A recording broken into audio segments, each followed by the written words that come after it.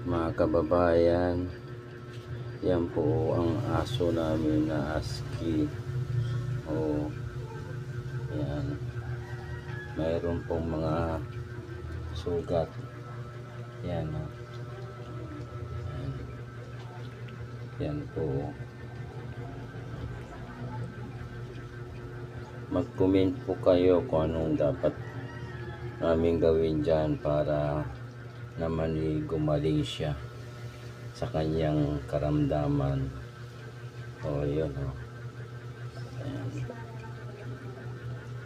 ayan pudpud na. Ayan wala nang balahibo.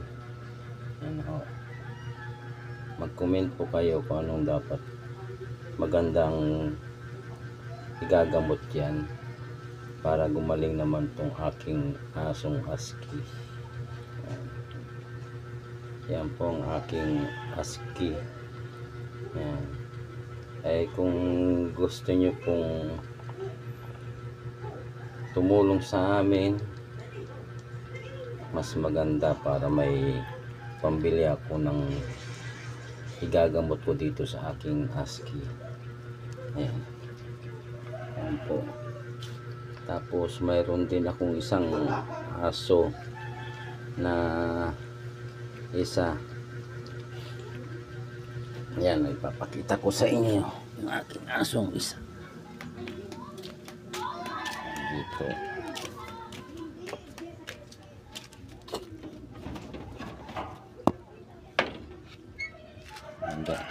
Ganon din ang itsura niya, no?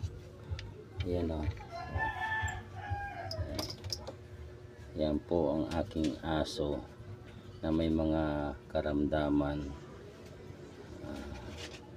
Sige po, maraming salamat po. Thank you po. Yan ang mga aso ko na may karamdaman. Sige po. Thank you po. Mga kababayan, yan po ang aso namin na husky. Yan, mayroon pong mga sugat. Yan, yan po. Mag-comment po kayo kung anong dapat namin gawin dyan para naman gumaling siya sa kanyang karamdaman. Yun